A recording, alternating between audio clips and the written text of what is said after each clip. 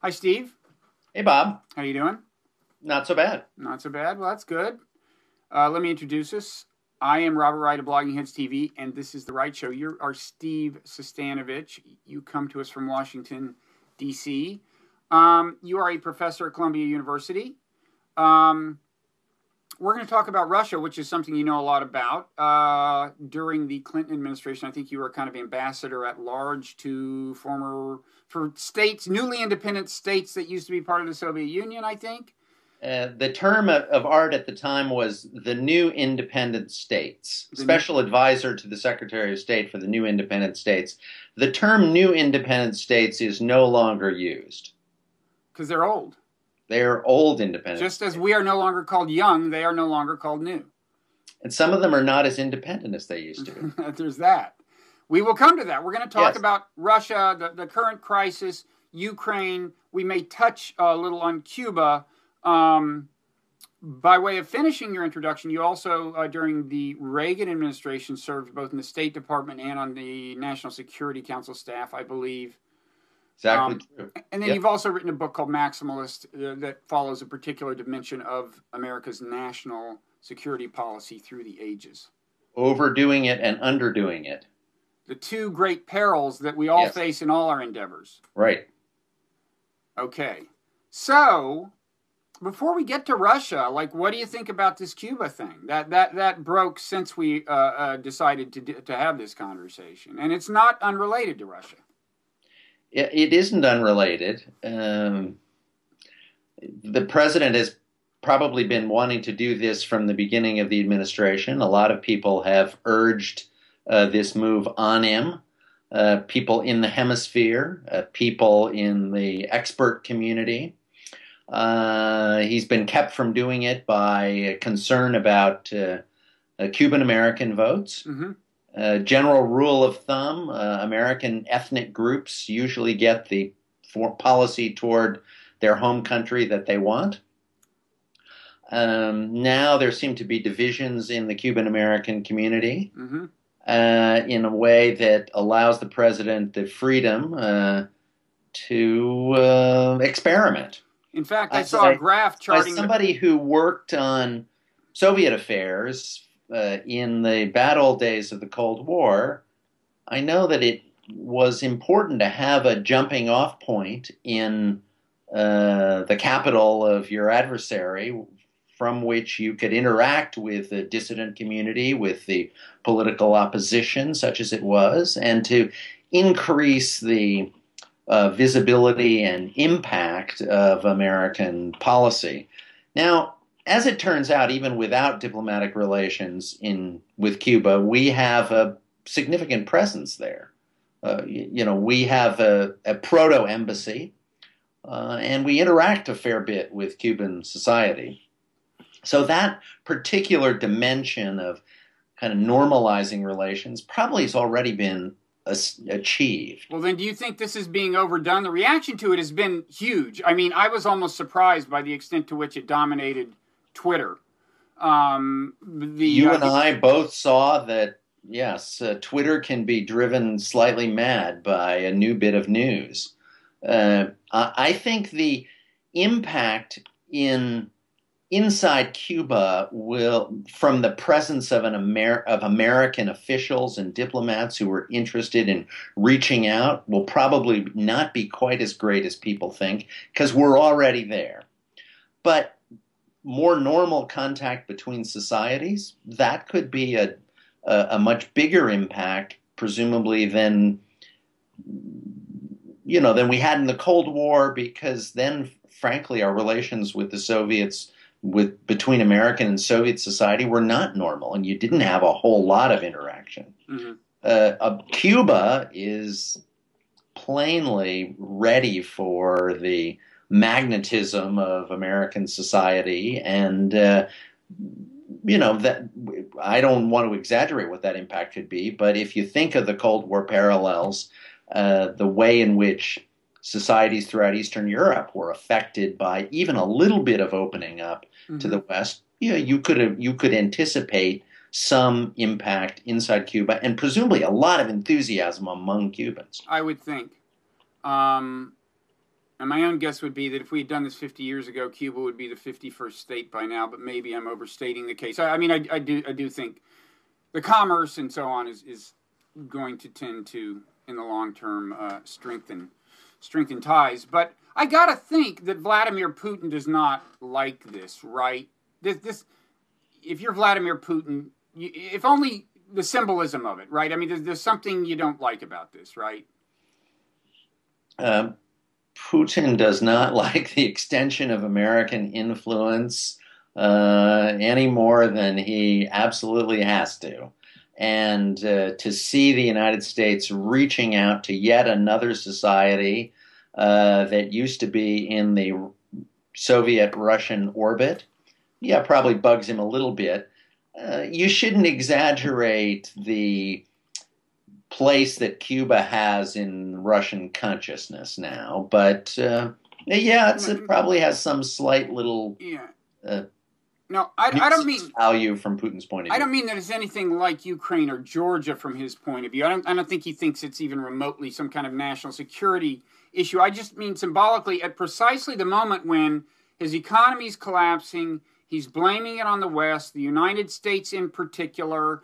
We're starting to see, signs of almost a new Cold War emerging, and his whole narrative is that there's this conspiracy that the U.S. is part of to undermine Russia, and all of a sudden, this long-standing ally of Russia's, far from embracing that narrative, signs on with the United States, so to speak, right? I mean, that just can't feel good. Bob, I don't want to disappoint you too much, but today Putin has got his hands so full of other matters that he is just not thinking a lot about this one. But he is thinking about... It bugs him a little bit. He is thinking about narrative, because when your economy collapses and you can't do anything about it, his ongoing political viability depends partly on selling Russians a narrative, right? Yeah, Putin's day is not entirely about narratives. Putin's day is about a Russian elite, a Russian business world, a Russian establishment that is in a world of hurt and trying to figure out what the hell to do. And they are focusing on that. They are much more interested in whether the ruble is at 60 or 65 right now than how many visas are going to be issued to Americans to visit Cuba. But I take your point. Yeah, the Cuban, if Cuba really is, as you in your hopeful way imagine, absorbed into the American orbit, it's just one more example of how things are going in the way that Putin does not like. Yeah. And I don't even mean absorbed into the orbit in a kind of Cold War sense. Yeah. It's not like they're going to become a client state, just normal relations. Yeah, I mean, of course, the question is, what kind of political impact does that have in Cuba? And I don't know the answer to that. You've got a decaying dictatorship here, which is ripe for transition. What kind of transition it'll be, I don't know. Mm-hmm. Okay, so back to Putin's problems in Russia. I mean, how bad do you think they are? First, how bad do you think they are for him? You did a little blog post for the Wall Street Journal trying to point to any silver lining there might be around his own cloud from his point of view, right? And well, I said that there are things that Putin is going to say to himself and that his courtiers will be saying to him to urge him to tough it out, not to panic, but to have, strong nerves. He doesn't know how long this crisis is going to last. Previous economic difficulties have sometimes been shorter lived than the Russians expected. In addition, political opposition doesn't really exist in Russia. And thirdly, there is the prospect of a lot of the sanctions that have so vexed him this year being eroded over the next 6 months or so. And all of those can be reasons for Putin to try to wait things out. But in the meantime, things are terrible for him, Bob. He woke up on Tuesday morning with the Russian economy in foreign exchange terms, one half what it was at the beginning of the year. Mm-hmm. He woke up with, because of the devaluation of the ruble, Russia's foreign debts almost 100% greater than they were at the beginning of the year. So Russians who have to pay off debts to the outside world, Russian companies are hurting. There are people lining up at banks to get their money. There are people wondering how fast the price of consumer goods is going to increase and whether they can afford it. There are people who are canceling their vacations. I mean, this is not yet a full-blown panic or bank collapse, but it has a lot of the ingredients of those ultimate collapses. This is a really terrible scenario for Putin. Right. And although you say there's no political opposition, weeks and months of this kind of economic deterioration can change the political landscape. And this is, and he can become, and he is known, I think he's shown himself to be insecure on that front. And I think that, the demonstrations of a couple of years ago encouraged him to play the nationalist card a little more heavily, probably encouraged him to be more aggressive in Ukraine in the long run. In any event, I would expect if I were him and I can't solve the economic problems, I'm going to double down on the nationalist card. I mean, that seems to me like a not unlikely political scenario, further demonization of the West and the U.S. So, sure. Well, here's what I'd say about that.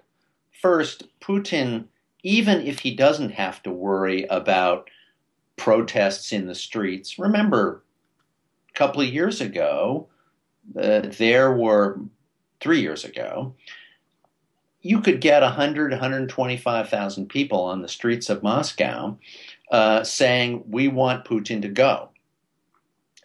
Even if he doesn't worry about that in the short term, he has got to worry about something that can be almost as dangerous for him, which is an explosion of infighting within the elite, even within his inner circle. People who have been solid Putin loyalists for years suddenly at each other's throats and looking down the road in the way that you say, maybe at his throat before too long. Russian leadership has not always had to worry primarily about a popular uprising. They sometimes worry about palace, coups and intrigue. Yeah. And for sure, this week, within the Kremlin, within the Russian elite, people are saying, we've got to have something different done. And you had two Putin insiders just this week sniping at each other in public, the former finance minister, Alexei Kudrin, and the head of Rosneft, the biggest oil company, Igor Sechin, denouncing each other in public, essentially for, who was responsible for bringing down the economy. So that's one big thing for Putin to worry about. And that's even before he sees the crowds forming around the Kremlin walls.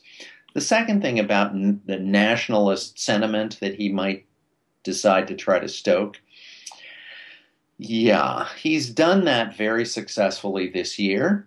You could say it is one of his big scores as a political entrepreneur. He's managed to get Russian nationalism solidly behind him. But he's done that by provoking the West in a way that it has had unforeseen costs. And if he decides to do it further, he really is going to make the confrontation between him, Europe, and the United States more permanent, more dangerous. I would bet right now, within the inner circles, there's more thought being given to how do we unwind that problem than to how do we stoke up nationalist fervor even further. Well, yeah, among enlightened people, there's that on the one hand, and there are the political temptations on the other, right? I don't mean among enlightened people, Bob. I mean among Putin and his cronies. No, but I mean it's enlightened in the sense that it's actually in the long-term interests of Russia to wind down the tension with the West, whereas there is this short-term political temptation to do the opposite. He's got that problem. He has so built up nationalist expectations that any kind of halfway reasonable accommodation with the West over Ukraine, even something like living up to the terms of the agreement that he reached with Ukraine in September, can look like weakness, can look like dangerous backtracking at a moment when he doesn't want to look weak, not just because it undermines his nationalist credentials, but because he doesn't want to encourage anybody to try to push him around. This is a moment of considerable vulnerability for Putin.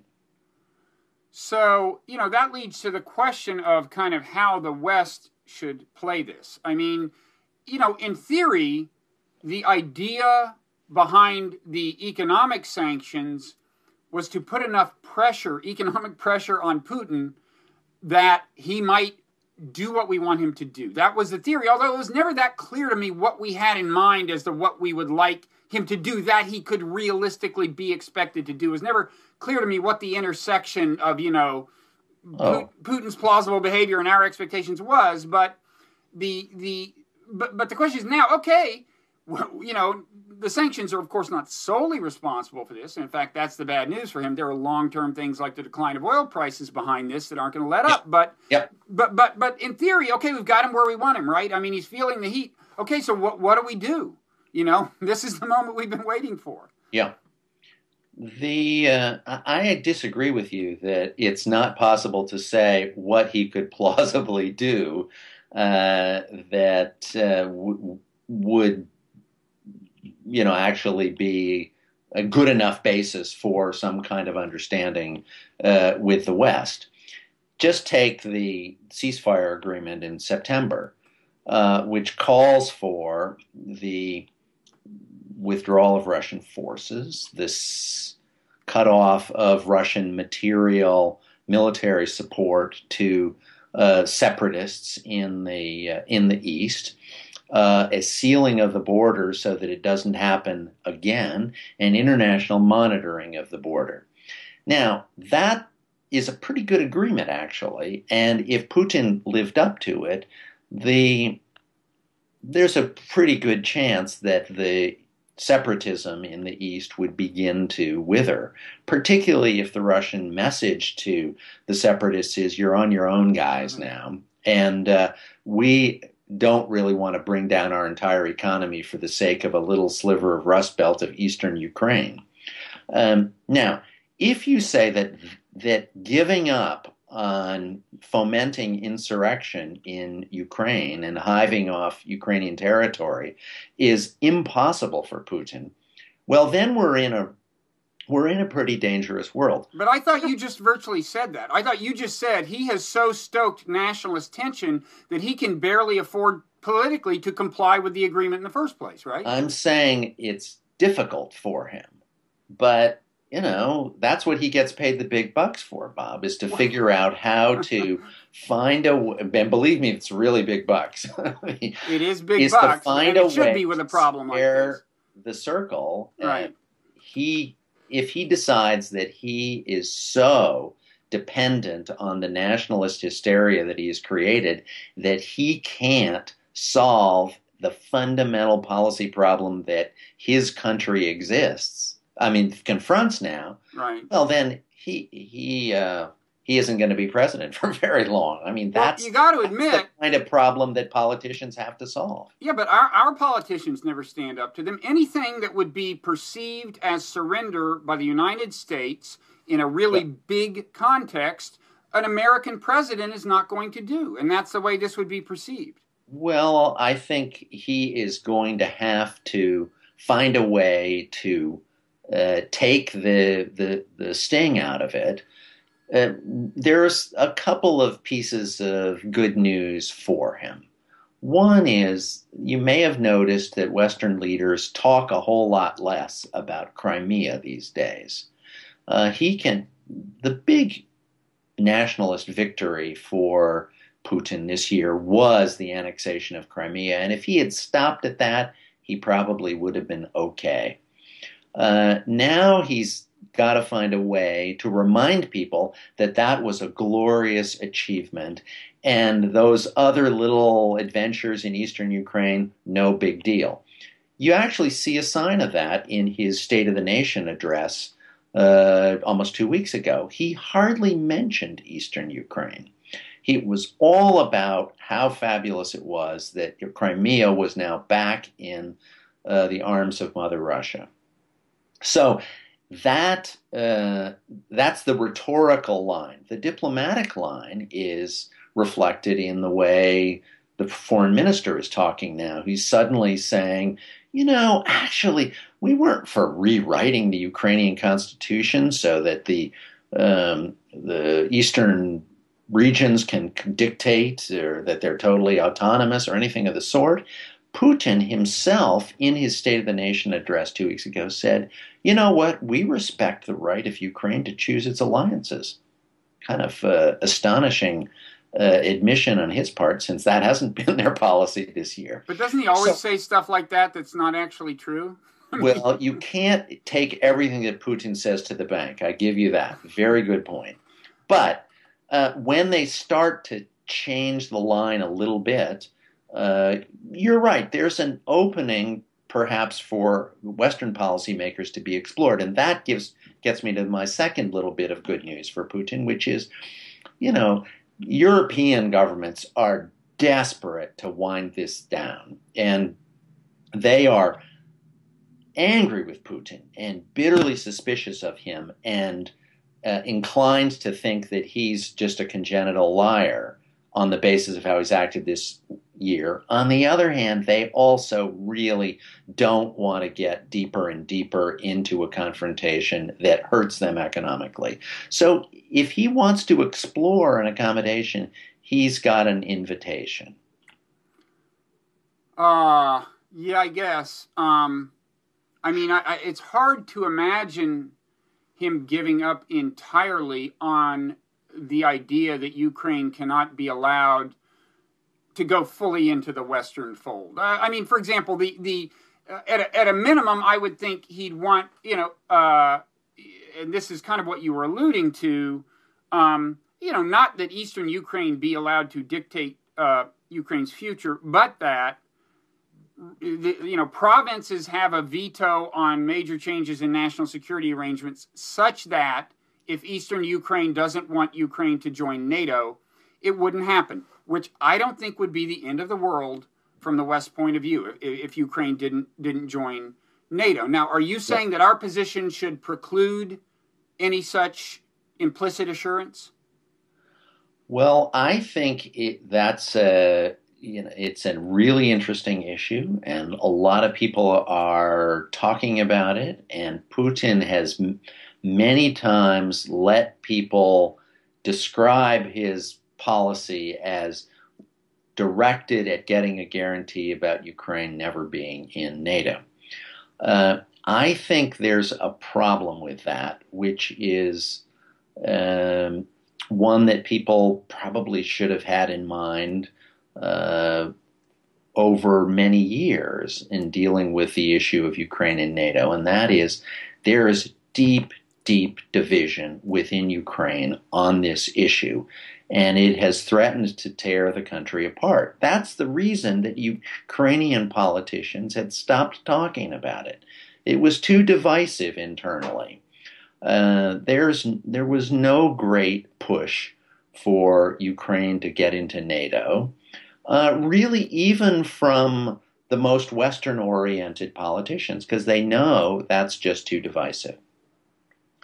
It's only because of Putin's aggression that you've had this issue revived.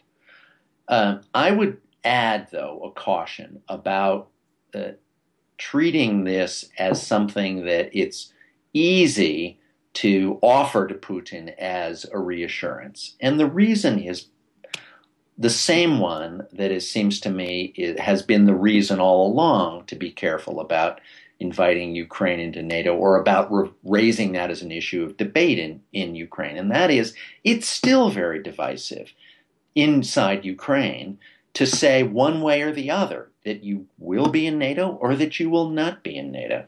And I think right now Ukraine is in a very fragile state, and that it's not so great to say, you will never be in NATO. The big boys have decided that. I think that may actually have as much destabilizing potential as the prospect that they would be in NATO. There's a kind of feverish quality to Ukrainian debate about this right now. I think they just need to put this aside for a while, in the way that most Ukrainian politicians have recognized over the past 20 years. When the issue has been raised, one way or the other, it has generally had a negative effect inside Ukrainian politics. And from our point of view, it is a goal actually to hold Ukraine together, because having that country explode is bad for all its neighbors and for the entire continent. Right. So my caution is, people should not be thinking of this as the great solution to the confrontation between Russia and the West on this issue. Okay, but I'm not, to be clear, and I think you understand this about what I'm saying. I'm not suggesting a policy that would explicitly refer to NATO. I'm talking about a policy change that would, give certain veto powers to the provinces, including eastern Ukraine, and it would be a way of implicitly almost doing what you want done, a way of implicitly saying, we're not going to really bring up the NATO issue. It's not going to be viable to bring it up again because it ain't going anywhere, A. And B, I thought that Ukraine had said that it is amenable to a degree of decentralization that Sure. I thought it might entail that. Look, in the Ukrainian constitution, it is said that Ukraine is non-aligned. So the issue is kind of settled, but it's an issue that Ukrainians have to deal with themselves. That kind of stability, there is actually an important choice here.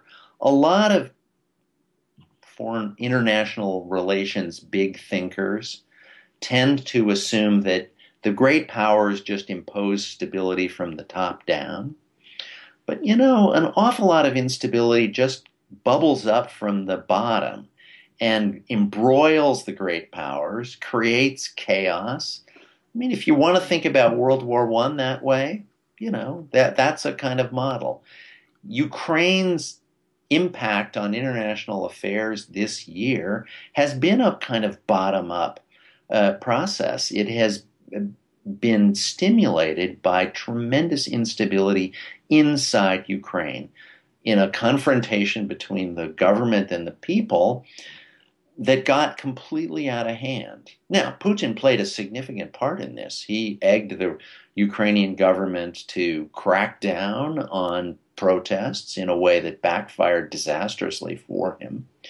But we ought to be keeping our eye on conditions inside Ukraine and shouldn't be doing anything to make things worse. My proposition is saying to the Ukrainians, you've got to have a constitution where the East can veto your international orientation, is not something we ought to be doing. Well, I'm not saying we should necessarily say it to them. I thought they had already made intimations of that sort, that they're open to that. No, they have said they're interested in decentralization, right? Because the Ukrainian state is too centralized, too unitary, doesn't allow enough local control and self-government, and that's what all the political leaders who've taken over since Yanukovych was ousted in the late winter have been in favor of.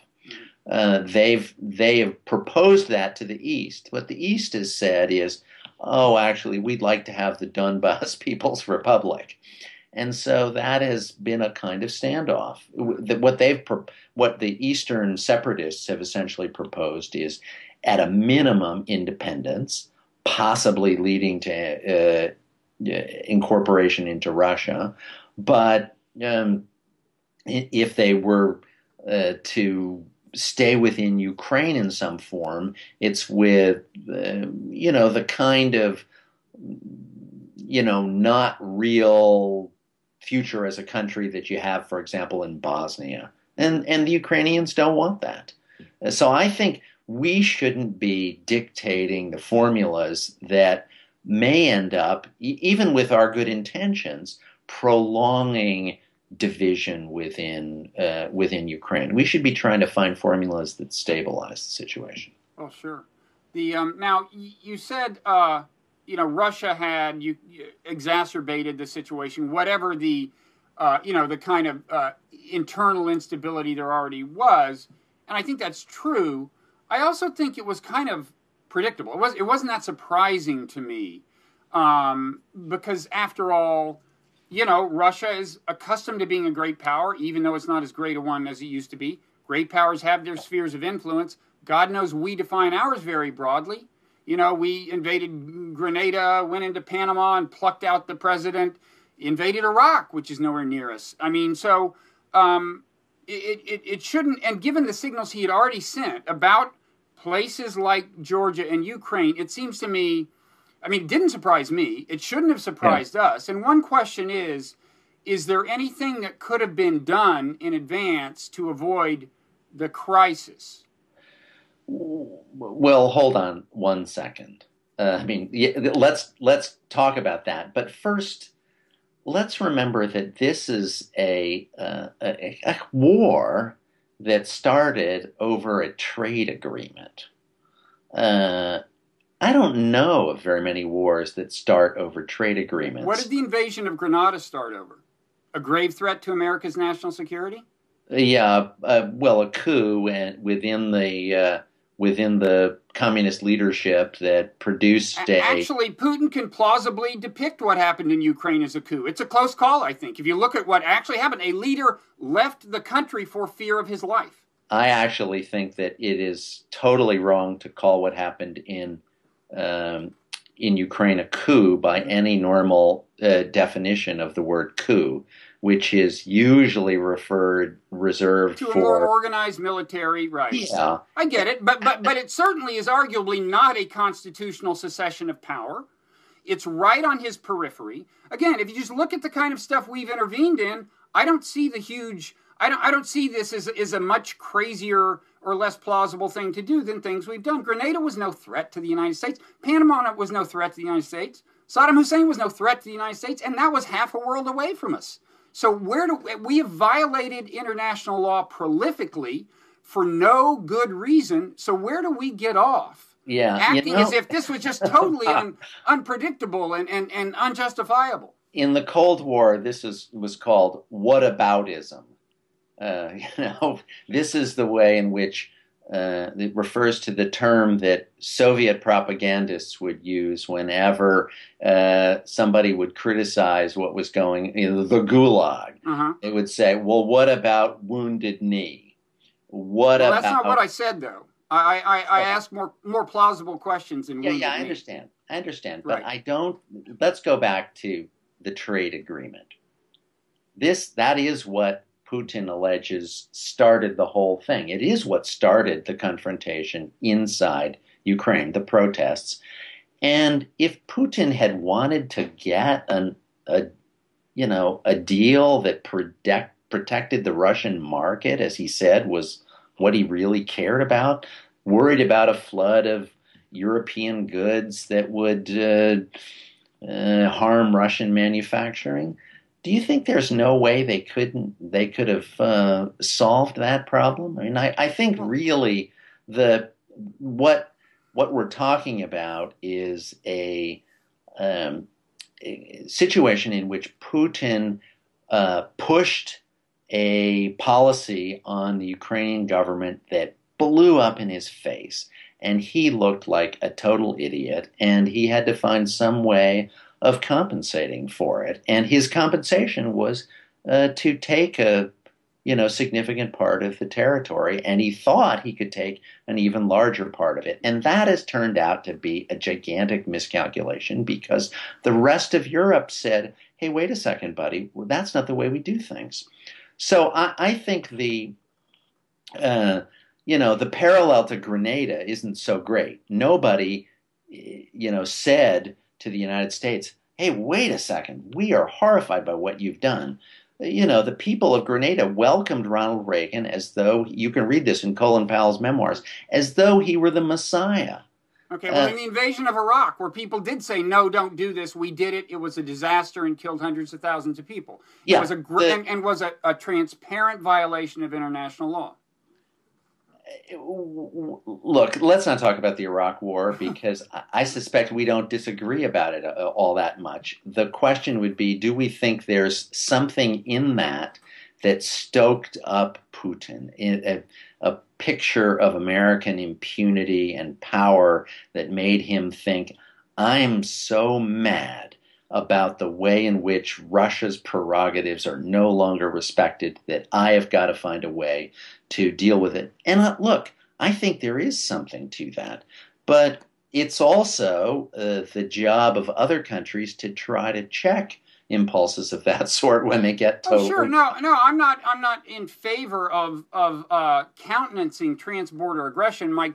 But I also think you should try to avoid putting yourself in the situation where it happens if it can be avoidable. And just so that brings us back to our question. And before I ask it, to be clear on one point, he didn't invade Ukraine in response to the trade issue. He invaded after the government had been deposed. So that's a little different. But as for the trade issue, Mike, this is my question. My understanding, and correct me if I'm wrong, is that, you said, couldn't we have worked something out? That's my question. My understanding is that the EU said basically, no, you can't have it both ways. Ukraine has to entirely leave the economic treaty that it's part of with Russia in order to have it out. And I'm asking, was there not, given how foreseeable I think this was there not a creative solution that might have involved changing the rules, the EU's rules of accession or something? But wasn't there something we could have, that could have been done? Nobody was talking about accession to the EU for Ukraine. Well, longer term, right, but you're right.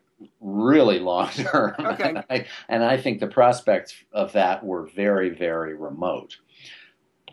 Look, Putin has said many times, and I've heard from Russian diplomats this same complaint. We said to the Europeans, well, wait a second, we've got something to say about this. And he claims, we were always told it's none of your business. Now, I don't know the details about it, and you and I are not masters of EU negotiating practices, but my guess is what they said to the Russians is, we do not negotiate with Ukraine with you in the room. We, with all countries that are interested in creating a new relationship with the European Union, after all, we are a semi-sovereign entity in the world, we do this by ourselves, just as you negotiate with other countries without us sitting in the room. Now, that is a by-the-book EU bureaucrat's answer. Mm-hmm. And I suspect that was articulated more than once to Russians. Did it also mean there's no way we can talk about how what the trade impact is going to be on different countries within Europe who are trade partners of Ukraine? I'd be very doubtful of that. Just to take one example, when the new Ukrainian government came in after Yanukovych was deposed, and they said, we now want to sign that understanding with the EU. They said, but we're going to delay the implementation of the trade provisions for a while so as to have, manage the adjustment in a way that makes sense for everybody. That's the way trade agreements are always implemented. That's how WTO accession for Russia happened, for example. All kinds of prolonged adjustment periods. This is what trade negotiators do. The idea that you invade a country because you don't like a trade agreement. Again, though, bizarre. That's neither his technical rationale nor the exact sequence of events. It was right. It was what he sees as a coup. There are a couple of other things that the Russians said. For example, that they thought the base in Crimea was in danger of being taken over by NATO, which I think is utterly preposterous. Oh, I mean, sure. The Russians made up a lot of things to justify what they did after Yanukovych was deposed, but we shouldn't take them all at face value. I don't think there was any prospect that the Ukrainians were going to give this base to NATO. They had a lease arrangement with the Russians, and but I will say that's been particularly controversial. But on that particular point, I mean, people have said, "Why does he care about the base? There's this long-term lease." I really think if I'm him and the leader I favor has just left the country for fear of his life, and this new group comes in, and the first thing they do is say Russian is no longer has the status as a language of Ukraine that it used to have, I'm going to start not being so reassured about what might be happening 1, 2, 3 decades from now in this country. I don't think that's crazy at all. I'm not saying the naval base was his only motivation in Crimea, but I can think of a lot of political leaders that would start getting insecure about long-term possession of that Navy base under those circumstances. There are Russians who claim that the preparation for what was done in Ukraine started before Yanukovych was ousted, when it became clear that he might actually lose power, because his legitimacy in the country had really disappeared altogether. Yeah. The business about the language law, I'm not an expert on it, but I believe it's true, Bob, that that was repudiated within 24 hours. Yeah, we pressured the prime minister. And, if you were Putin, you wanted to find a way to calm a situation that could explode in the way that it did, what might you do? You might say to the new government, hey, wait a second. What about this? I'm a little worried about my citizens in in eastern Ukraine and other parts who are not citizens but Russian speakers. And what kinds of assurances can you give us on this score? The new team. Frankly, I think the chances that they would have gotten those assurances are not only great, it's a virtual certainty that new government would have been looking to find a way to calm things down. Putin was not looking to calm things down. Well, no, I'm just suggesting maybe he did not trust. I'm saying it's not crazy for him to, under those circumstances, have just not trusted long-term assurances given by this government. But that's not. I mean, there's no sense. There's one other thing that is important to say about this, and I'm not sure you really do. Do we want to get into the who shot John of the... I'll let you have the last word on this. One other thing about this. Yeah. Putin, in this whole period, created this kind of mythology about fascists taking over in Ukraine that was, now is part of the Russian nationalist hysteria. This appears in the Russian media all the time. Fascists were not in control of the government in Kiev. This was really essentially the invention of Putin and the Russian leadership to justify, an action that, had no other justification. So I think it really important to kind of keep an even keel in our assessment of what Putin's motives were. Lots of things that Putin said are just totally made up. I said I'd give you the last word. You're making it hard. Let me say one more thing, and then I will give you the last word.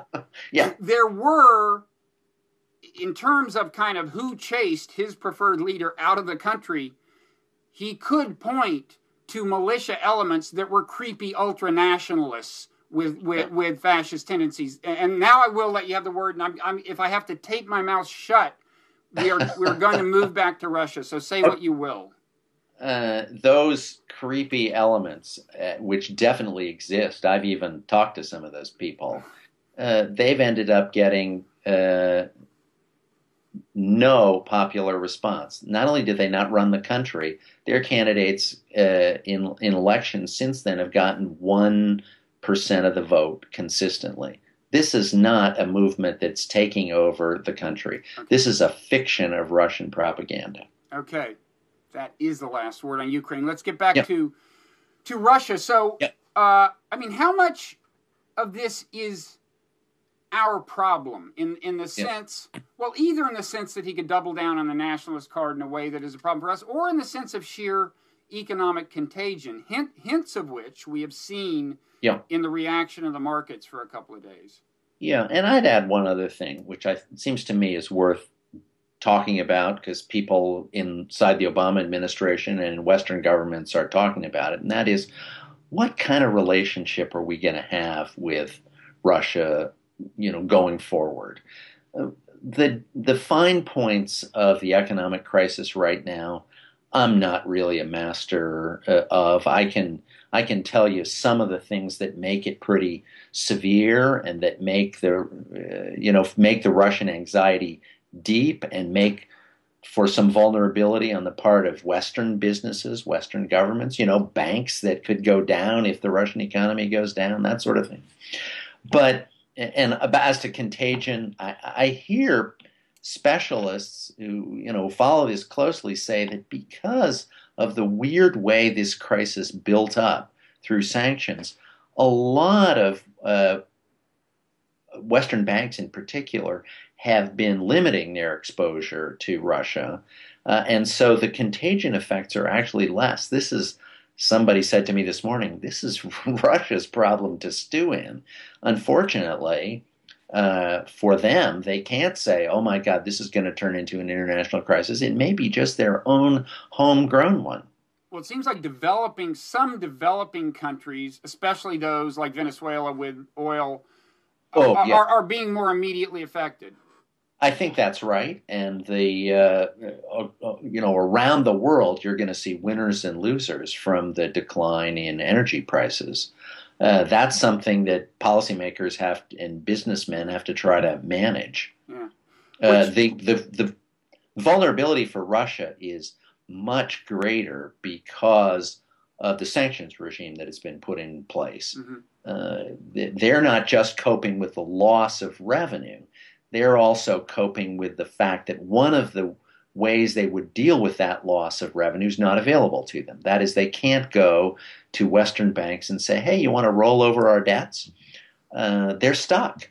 Right. And so Russian corporations that are having trouble are now turning to Putin and the Russian government and the central bank to say, we desperately need $10 billion, $20 billion, and have you got it for us? Mm-hmm.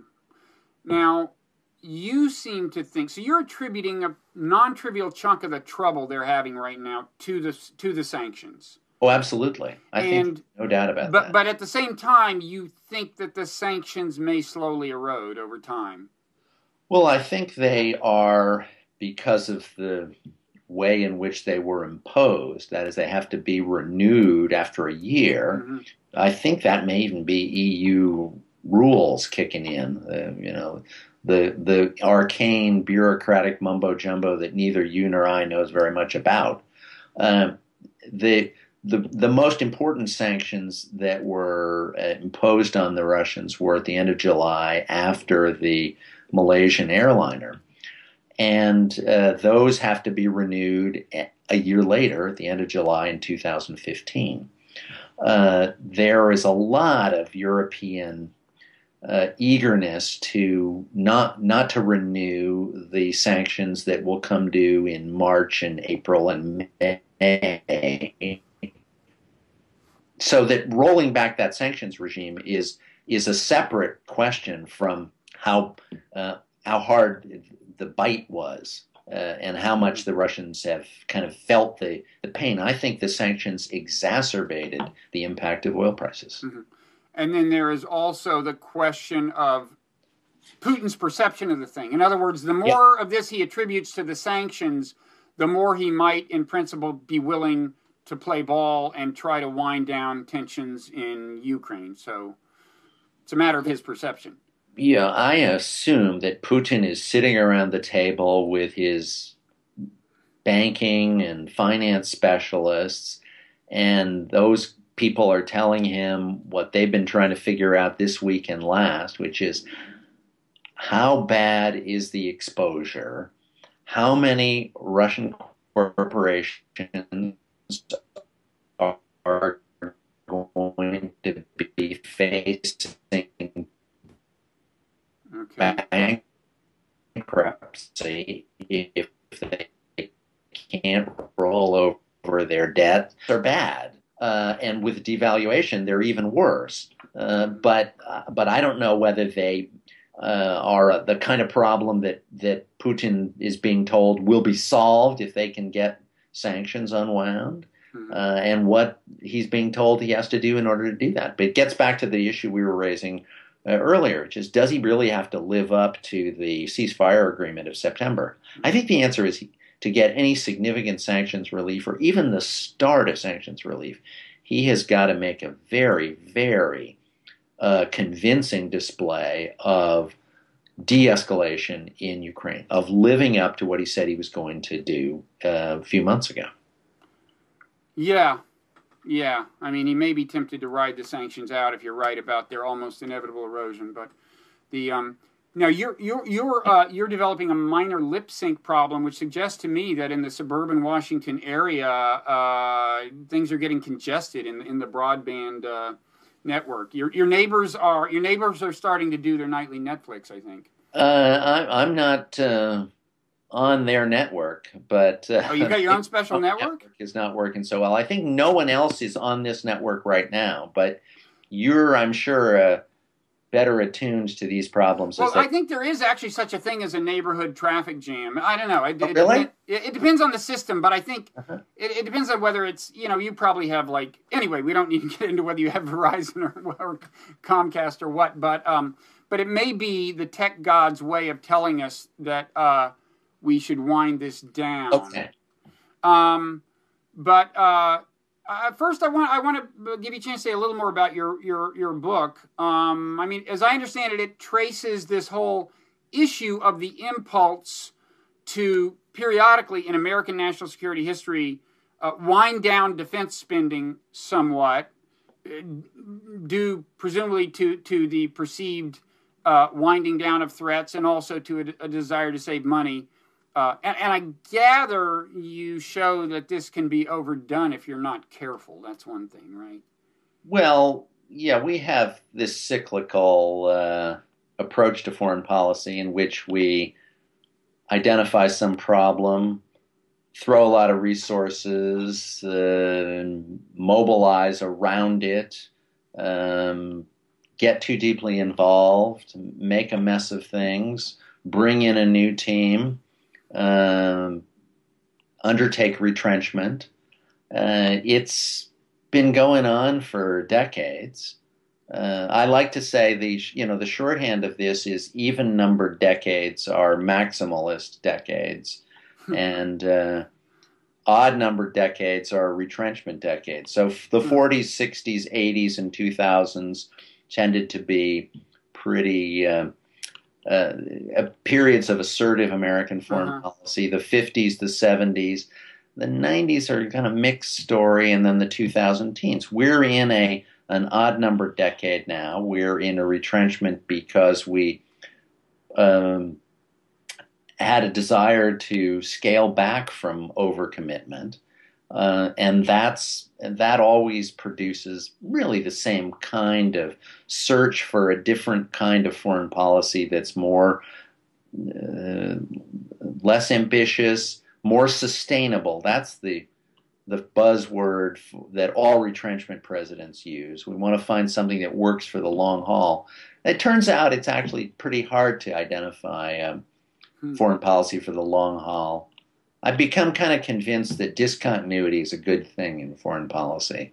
We tend to worship at the shrine of continuity. We think if you could just find something that you could hold on to for steady state, that would be good. But I've never seen anybody who can do it. So the best thing that we do is change course when necessary.